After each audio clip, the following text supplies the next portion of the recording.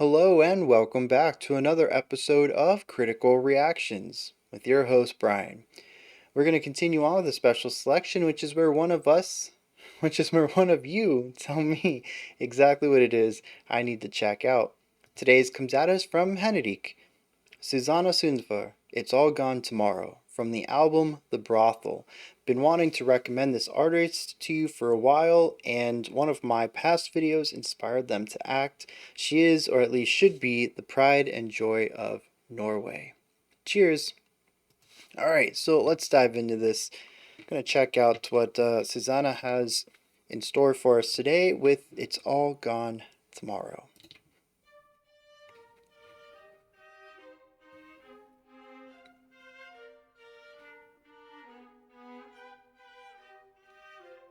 Really interesting dyads.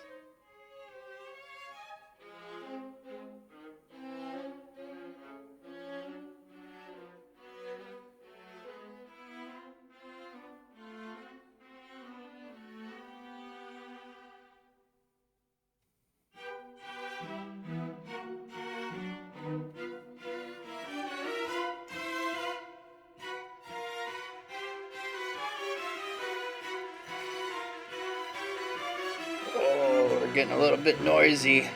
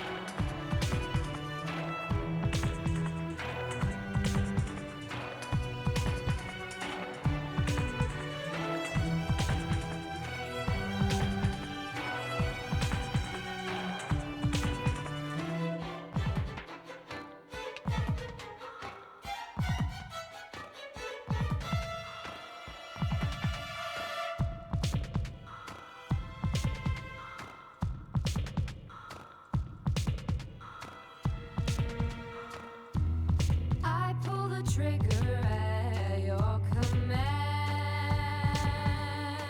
You put the last host of Christendom in my hand. What just happened? Well, it was all a lie. It was all a motion picture crime.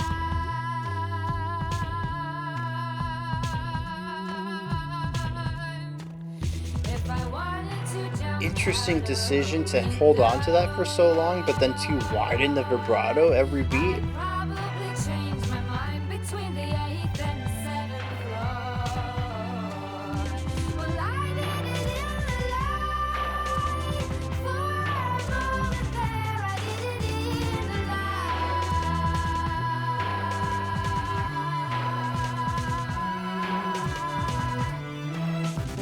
So if you steal, then I will borrow.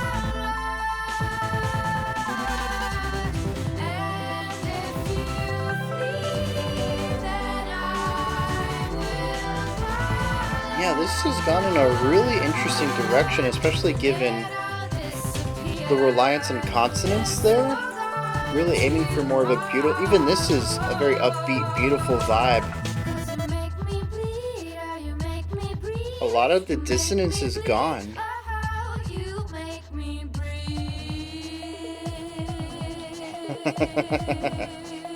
That really subtle slide there.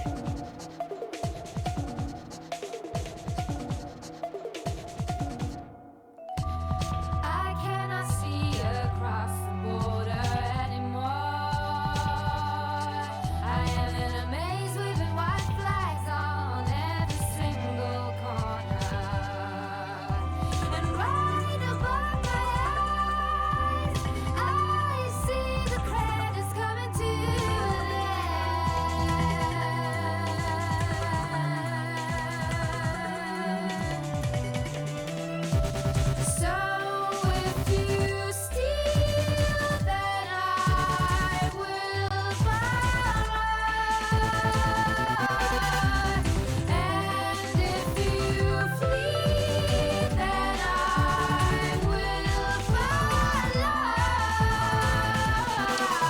is something I need to check out real soon.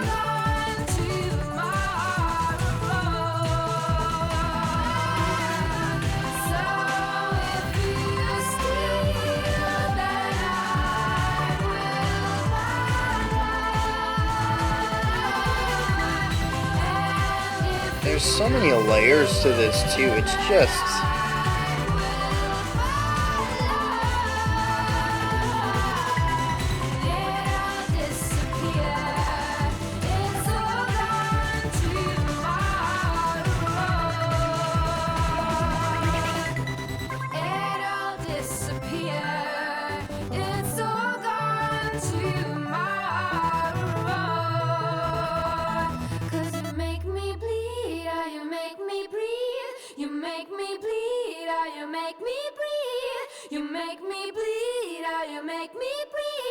You make me bleed, oh, you make me breathe.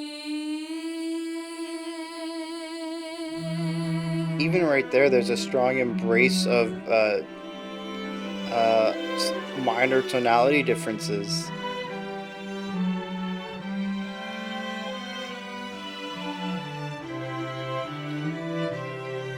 And so these really moving string sections are going to bookend the track.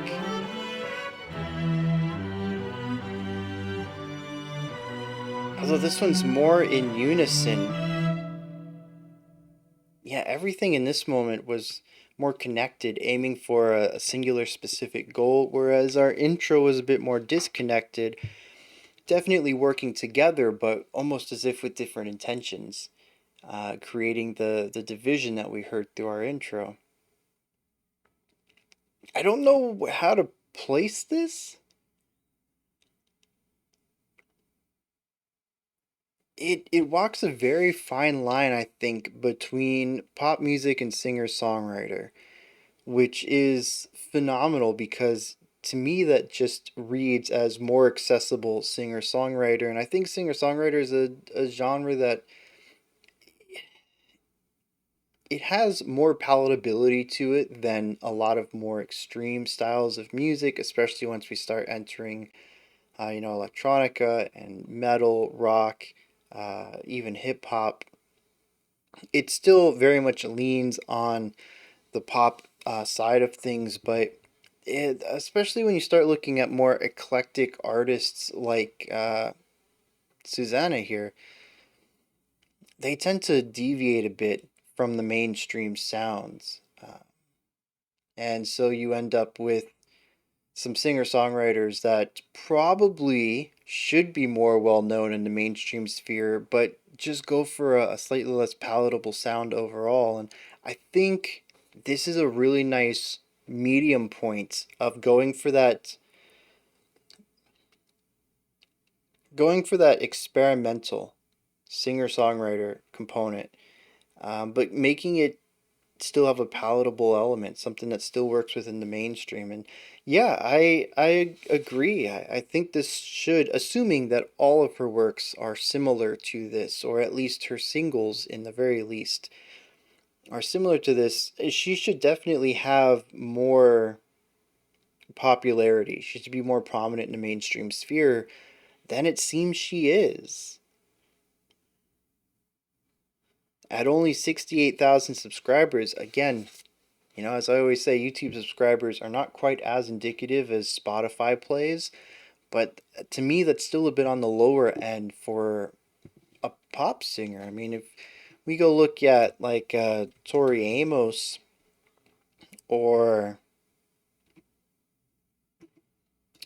um, Tori's at 115. Joanna Newsom is. Why is it so hard to find people's official? Oh, these are topic pages. Oh, that's only at 11. Again, though, just a topic page, so maybe it's so hard to. Oh, Bjork would be another good one. See, she's almost at 1 million though. So, and I'd say that Bjork stuff tends to be a bit more difficult to understand than what we just listened to. She seems to be a bit more experimental. yeah, I just, to me, it makes sense that Rosanna would just have a bit more popularity. I'm quite surprised to see such a low number.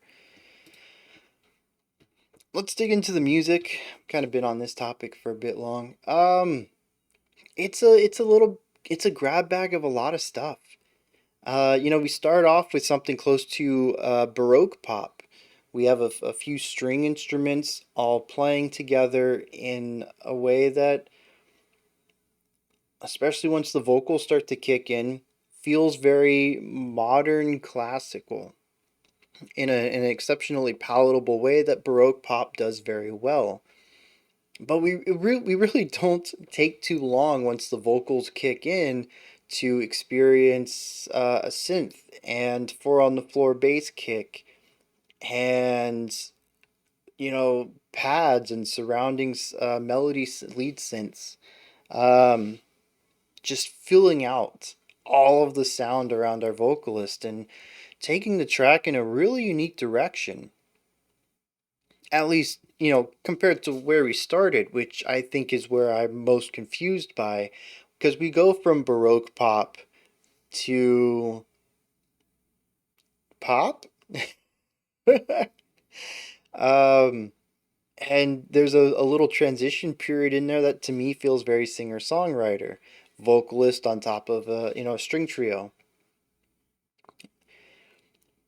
And so the music kind of has this evolutionary shift where the complexity of the composition never really varies, but the sonic uh, qualities, the sonic textures do. We continue to hear this evolving, contrasty writing with several moving parts and ornamental ideas all throughout the track, but we go from strings to electronic instruments. It's jarring, but works. I don't know that I would say it's cohesive, but it's strung together in a way that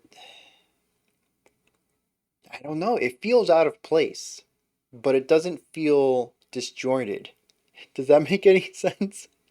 That feels contradictory to me, but that's what the music felt like. Our entire opening is based off of tension, tension of note relationships, distances, um, intervals is the technical term for it. It's just these constant quarter notes between these two strings and eventually three strings of tension. There's no release, there's no resolution. It's sort of cyclical in that sometimes the notes rise and then we come back to a root note, another instrument is rising, and it's just this constant tension that eventually gives way to this four on the floor. And we sit within this for an entire verse, I think. And when we get into what I think is the chorus, the song opens up, and that complexity that we just listened to, that was complex with note relationship and harmony, is now complexity of production. There are so many moving parts placed all over the soundsphere. There's tons of layers going on. They're placed all throughout, and there's a bouncing around of ideas, and it almost feels like before the anxiety, the tension of the piece was uh was this quiet thing, right? It was just this thing on the periphery that kind of kept you from fully relaxing. Whereas now it's very present and is pushing down around you. It's crushing. But interestingly, harmonically, we have shifted to consonants. Everything makes sense here. Our chord progressions are based on consonant harmony. They have follow through of rising intensity into resolution. Everything's rather expected on that front. There's just so much going on, and we kind of flip between our verse, which is quiet with a few ornamental ideas. We layer up into our chorus, and it's uh it's interesting because the track's called "It's All Gone Tomorrow." And my guess is that we should The lyrics are going to go along the lines of we should live today like it's our last because it's all gone tomorrow, because that's what the music tells me. We have these little notions of anxiety and tension in various formats throughout the track, whether it's harmonic dissonance or rhythmic dissonance or just layering weight, multiple ideas that keep trying to steal your attention before, another idea is finished. It's just a really hectic piece throughout most of the track. Um, but what's interesting is by the time we get to the bridge, and as we see our way out of the track, a lot of this tension is gone. As I mentioned, the harmonic tension was kind of dissipated after we hit the electronic mode, and leading into the bridge, we kind of cut down on some of the layers until we start removing layers to take us back to our string trio and our outro. And this is pure peace. Everything in here is as expected. The chord progresses as it should. Every triad is based on consonant harmony. The song resolves very well. It is a very peaceful ending to a whirlwind of a track that, at least to me, feels like finding peace. Finding peace amidst the chaos. I might be wrong about my prediction of what the lyrics are about, but I think I'm right in what the general topic is going to be. It's a move from tension, maybe even rising tension, to finding a calm against that and replacing it with freedom, liberation from anxiety. Just what's the opposite of being anxious and tense? Calm? I don't know why I couldn't think of that. Uh, but yeah, that's what the song speaks to me. But I think it's interesting that even going towards the end of the track, the vocals never quite find that peace. And that's because of something interesting that she does with her vocals throughout a lot of this, is that they're layered up in ways that create duality.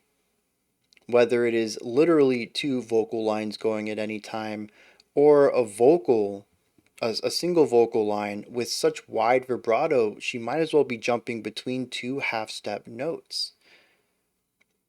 There is something throughout the track, I feel, that is driving a wedge and creating tension. And the vocals showcase it even at the end when the music is at its most resolved.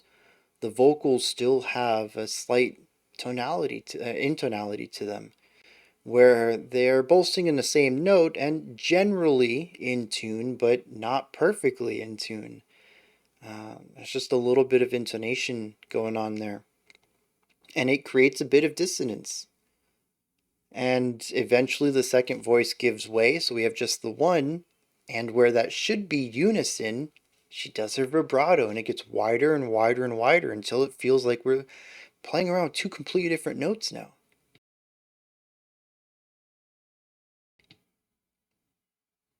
It was interesting at the beginning, something that I kept my mind on throughout most of the track, and now I'm curious.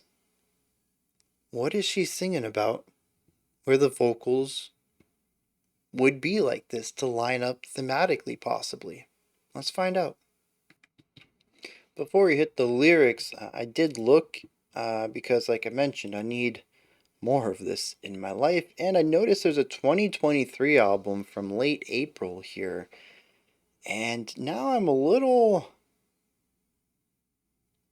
I don't know what I was going to say. I'm interested if this has come across my eyes yet, because we have a new music channel on Discord. And it's a room specifically to posting singles, EPs, LPs that just came out. And I'm curious if this is in there from back in April because I don't think this album is on my list. I don't even think I've heard of it, but it is now. I'm gonna be checking this out. I'm so excited for this. Um, so yeah, I just needed to say that there's a new album out, and if you enjoyed this, I'm gonna say you should probably check that out too, or at least that's the position I'm in, and I really hope that it's just as good. Now on the lyrics, um, it's kind of it's vaguely transparent. I don't know if that's the phrase I want, and I kind of feel like I should walk back on it. It's all very vague and loose. I feel like there's a lot of ways that you could read most of these lines, but at least to me, they all kind of read straightly as one specific idea. And I don't know if that's because I'm just connecting with it and applying some of my lived experiences to it so that they seem rather straightforward. Um, but we have, well, here's the thing, the chorus feels very distant from our verse. Our chorus says, if you steal, then I'll borrow, and if you flee, then I'll follow, then I'll disappear. It's all gone tomorrow.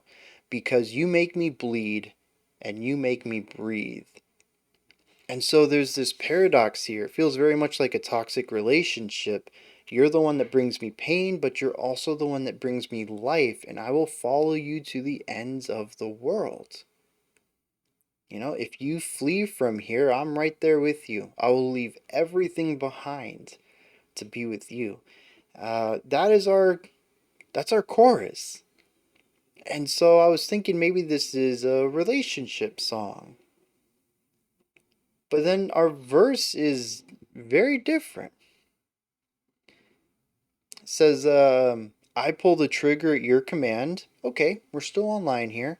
It says, you put the last toast of Christendom in my hand. But it was all a lie, a motion picture crime. So I'm like, okay, this kind of lines up. Saying, I'll follow everything you say, but now I'm starting to see past the illusion. You're not that great. You're not doing things that are actually helping me out. Everything is self-servient, and I just happen to be in that equation for you. And it says, if I wanted to jump out a window, I'd probably change my mind between the 8th and 7th floor.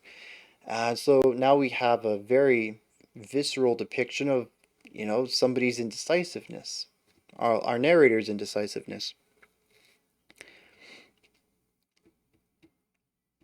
And so, is this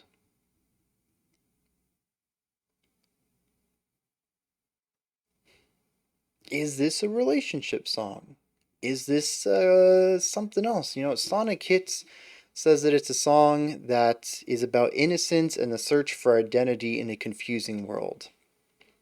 I don't quite buy that. However, I also understand that the idea of following someone and understanding that they are both a negative and a positive for you doesn't mean that it's someone. It could be something.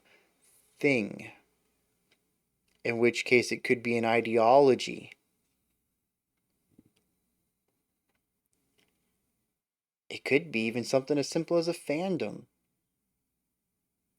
If this is a coming of age song, it's very easy for teenagers to wrap their identity around very specific ideas. And, sometimes that's even brands, right? I mean, this could be anything now. And that's what I meant, where like I had a very clear vision of what this was until I realized that it's actually exceptionally vague. And honestly, that's all the song right there. There's one more chorus about being lost in a maze where you can't even see the border and constantly throwing up white flags. And then seeing the credits right before your eyes, as if, by the time you actually found the exit, life is over. Um,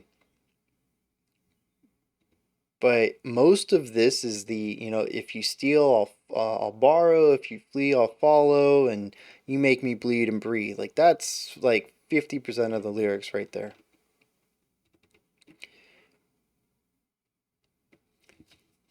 So if this is about growing up, coming of age, and beginning to have a bit of follow through with critical thought and beginning to analyze the things around you and maybe even yourself and your past actions, there is a duality to that. There is the person you are today looking at the person you were yesterday and trying to figure out why you did those things. Why did I blindly follow this, this person, this entity, this ideal, this brand? Why was I so hung up on this person? They didn't even know me. I was just, a pawn in their game.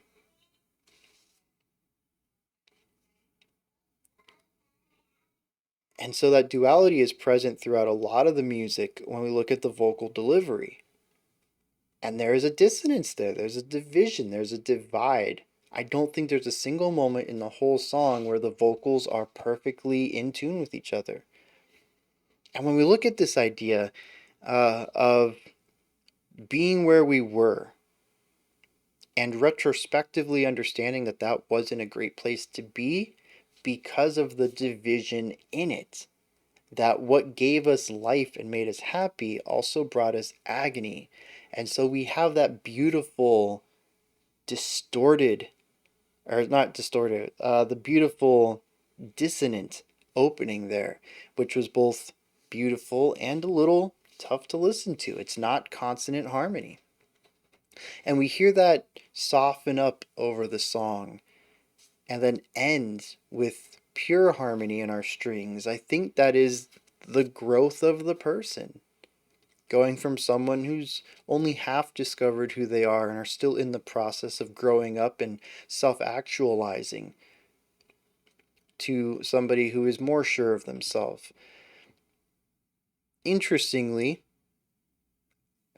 well, it's a bit of a tough read there. I was going to say nobody ever actually reaches a point where they're perfect, so having the perfect harmony there at the end isn't quite suitable, but I think for a work of art it works. Because obviously most songs are not going to be able to convey the entirety of a lived life, specifically because anything past now is the future and it's speculative at best. The only way to make music like that, actually, no, that's all of it. You can't make music after you're dead, and that's the only way to have lived a full life. So, yeah, we'll never have a true musical experience like that. I kind of want to attempt it though. Like, obviously, it's speculative, but like, what would music sound like if you were trying to make a musical story of a full life, including a bit of the afterlife? Like, where does it go after that? Oh, that's a fun experiment. Exercise, I think, is a better word for it. Anyways, I've gone on about this long enough. Those are my thoughts on Susanne Sundfør's It's All Gone Tomorrow. Let me know what you thought of this track. If there's anything that stood out to you, anything you'd like to add on to what I said, correct me on, give me your own perspective or opinion on, toss all that in the comments. Above the comment section in the description box, you can find a link to Linktree. It takes you to this place right here. It's a cool little menu. You can find links to my music, ways to support the channel, the Discord server, so much more. Above that, if you could, like, subscribe, and ring the bell. I greatly appreciate all three of those. Alright, that wraps it up for today. We'll be back tomorrow. We're going to check out some more music. Until next time, remember to be critical, not cynical of the music you listen to, and have a fantastic morning, afternoon, or evening, whenever you choose to watch my videos.